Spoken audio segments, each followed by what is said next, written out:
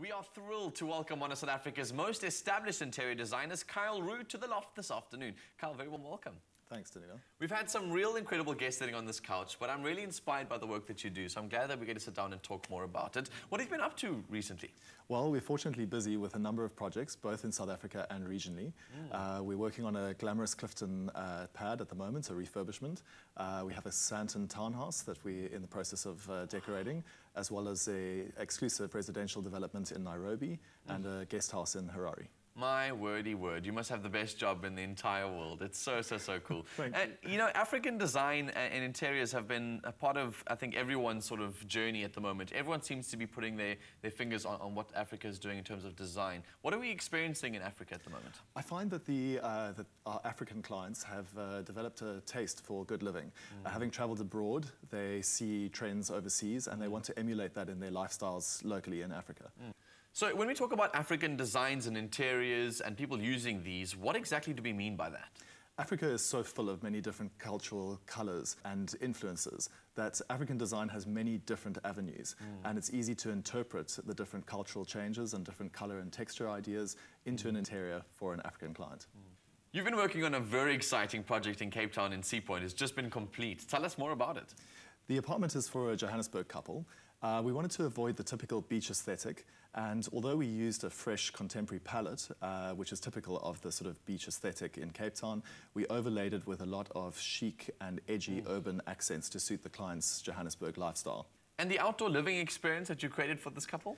Unfortunately, the apartment has quite a small balcony, and so we needed a solution for the balcony which provided for lazy Sunday afternoons reading a book alone or for entertaining a number of people.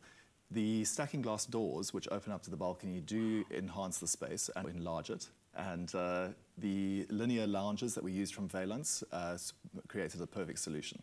With all this interest globally with African design and interiors, I've noticed a lot of families, particularly in South Africa, like to think of African style as curio-based. Like you put these little wooden statues on or a man holding a spear, and that's African. Is that true? In Africa, I feel that there's a broad spectrum of personal style. With Cape Town having recently enjoyed World Design Capital, African design has been taken to the world at large, and we're seeing that international suppliers are now coming back with African-inspired design. So we can now use international trends with our own influence already infused within it. Okay, so it's not all those curios you see on a shelf making something African. Not anymore. A big man by the door with a spear makes it you've got an African interior. Very cool.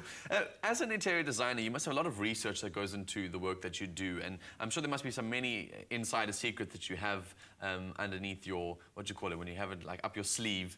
Tell us about some of those insider secrets. Well, I think in a word, the easiest insider secret I can offer is Valence. Valence in recent years have made tasteful interior decorating very accessible and very easy.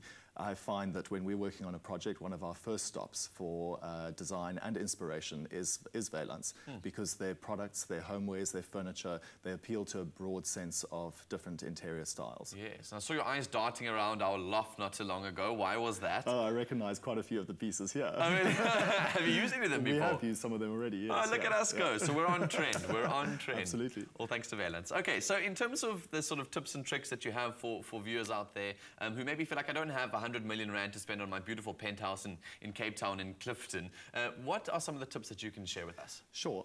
I think what we try and encourage most of our clients to do is infuse some of their personal style and often some of their personal quirks into their interior. That is what makes an interior really show-stopping. And taking your personal preferences and infusing them with what is current trend often results in the best interior. Awesome. Kyle, thank you so much for sharing these tips with us. We really appreciate it. Well, there it is. Kyle's work is living proof that when it comes to African interior design, we can really hold our heads up high with our own brand of Afro chic, flying the flag proudly on a global stage.